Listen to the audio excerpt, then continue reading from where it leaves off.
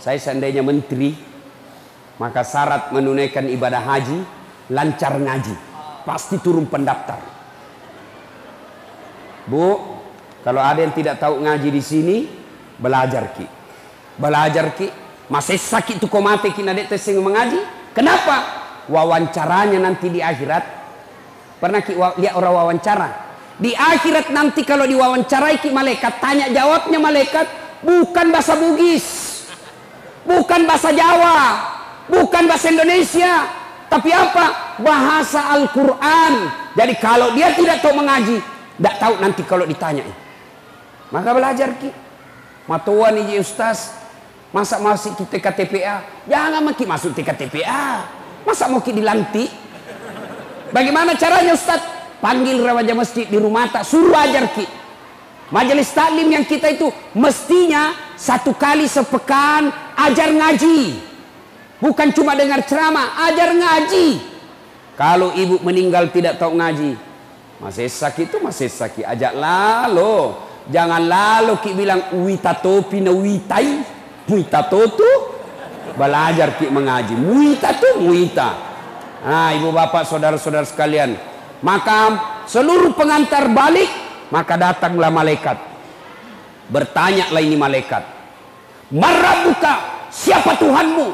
Kalau baik solatnya, solat akan berkata, mundur kau. Das'at, mundur. Selama kau hidup, kau pelihara solatmu. Sekarang saya pelihara kamu, saya yang jaga kamu. Marabbuka, siapa Tuhanmu? Solat kita menjawab, Allahu Akbar. Mungkar geling kepala, itawa jagonya barusan kuda apa ini. Ditanya lagi, man nabiyuka, siapa nabimu? Asyhadu Allah ilaha illallah wa asyhadu anna Muhammadar Rasulullah. Malaikat bilang, ih tambah jago, orang tanah bumbu ini. Itu kalau baik solatnya. Akhirnya mungkar nabi bilang, kir kir kir, nakir, kau maju nakir. Nabi bilang mungkar nakir, sedangkan kau mundur, apalagi saya wakil ji. Mungkar nakir. Nabi bilang kalau begitu kita naik melapor. Naiklah melapor di aras Allah. Ya Allah, ada hambamu saya tanya, Marabbuka. Dia jawab Allahu Akbar. Allah berfirman, oh bukan dia yang jawab, tapi solatnya. Karena dia baik solatnya, tidurkan dia seperti nikmatnya tidur pengantin baru. Masih ingat waktu pengantin baru ibu? Enak nih itu pengantin baru. Sampai saya selalu mau ulang. Tapi tidak kada wani. Coba itu kalau baik solatnya. Kalau tidak beres solatnya, kembali pengantar, datanglah dia, datang malaikat, ditanya, Marabbuka, siapa Tuhanmu? Langsung kaget. Tunggu dulu, orang baru datang. Malaikat yang mau nagiaki. Ditanya, Marabbuka, siapa Tuhanmu? Kaget lagi. Langsung dia jawab, ketuhanan yang Maha Esa. Langsung disemes. Jadi bubu, syarat pertama kalau mau ki selamat menghadapi sakaratil maut itu, perbaiki solat. Kemudian ketika sakaratil maut sudah tiba saatnya kita masuk di kubur, pertama diperiksa solat. Maka setiap saya solat ceramah ibu, solat anak ini yang selalu saya ulang-ulang.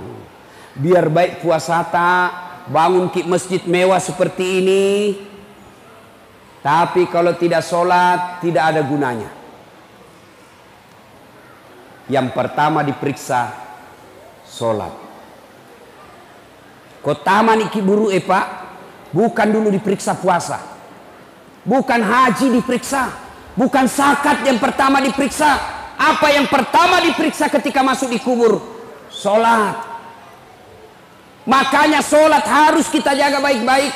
Begitu para malaikat, para pengantar sudah kembali, dalam hadis dijelaskan pengantar sudah para kembali, pengantar jenazah yang leman taraki, bahkan kaki yang terakhir masih didengar, datang malaikat tanya 5 perkara, 5 pakutanana malaikat. Kalau baik solatnya, tidak usah bingung, solat yang akan jawab pertanyaan kita. Sudah didokok nih, dibungkus ki. Ada orang meninggal ibu, ya. Ada orang pulang ceramah, dengar taksiah, penjual gogos. Tahu gogos? Tahu gogos pak? Tahu toh? Nah bilang sama istrinya, Bu, besok-besok kalau saya mati, jangan mau kubungkus ke kain kapan. Banyak sekali pertanyaannya malaikat. Jadi apa Pak? Doko bawa nak daun loka. Bungkus saya pakai daun pisang. Kenapa? Nggak ditanya Kak, dikira Kak gogos. Jadi nggak ditanya-tanya orang. Baiklah, meninggal betul. Pas meninggal dibungkus kain pisang. Begitu ditanam, langsung datang malaikat. Dan bilang malaikat, ih kenapa ada gogos ini? Nggak ditanya, langsung dia bilang malaikat, bakar.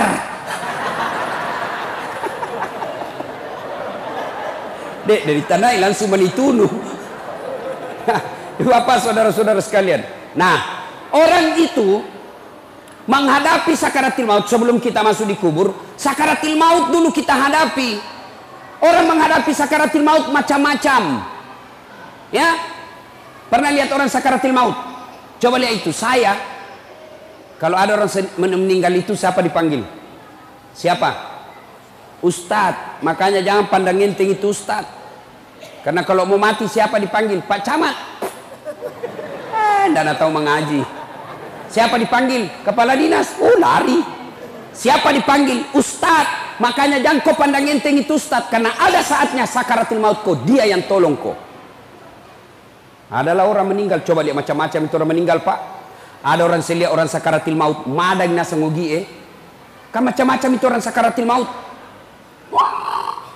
Kata Nabi, orang kalau sakaratul maut, biar kau kasih air seluruh yang ada di lautan, tidak akan mengobati rasa hausnya. Haus, madak atau ke madak ibu. Makanya lihat orang sakaratul maut, naik turun itu tenggorokannya. Coba lihat itu, dibacakan syahadat kok. Bahkan ada di Sulawesi Selatan ibu-ibu. 1 minggu sakaratul maut, tidak mati. Ingat, kalau ada orang lama sakaratul maut, berarti lama disiksa itu. Saya kasihan. Saya datangi, saya bacakan Yasin. Bismillahirrahmanirrahim. Yasin. Langsung dibangun ibu. Pergi kau. Nah lempar kak botol aqua. Jangan mengaji sini, panas telingaku. Salai. Barusannya ada orang saya ngajikan panas telinganya. Saya ulang lagi. Bismillahirrahmanirrahim. Yasin. Nah, lempar kak lagi. Basah bajuku. Saya tinggalkan. Saya bilang, peringatan ini. Saya tanya anaknya, pintar jitu mengaji mama tak? Dia bilang, itu mustas mama ajiku. Tidak nak tahu memang mengaji kasihan. Haji tidak nak tahu mengaji. Banyak haji begini sekarang. Pernah rasakan mati lampu? Pernah rasakan mati lampu? Sering. Coba lihat, bayangkan kalau mati lampu. Bagaimana kalau mati lampu di rumah? Tiba-tiba ada ular masuk di rumah tak? Ibu-ibu, bayangkan kalau lagi mati lampu, tiba-tiba ada ular masuk di rumah ibu. Menderita. Ula, turki, ula balu. Padahal itu rumah masih lebar. Dia masuk dari pintu itu, kita bisa keluar dari pintu sana. Rumah tak masih lebar. Lampunya masih bisa dinyalakan. Mati lampu, masih bisa kita pakai lampunya HP tak.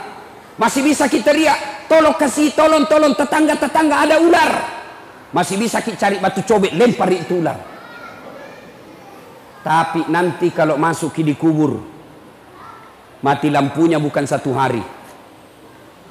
Ditindis batu, ditindis tanah. Lebarnya hanya 1,5 meter 30 cm, panjangnya 1,5 meter, ditindis batu. Pada saat itu tidak ada lagi temani kita kecuali aman.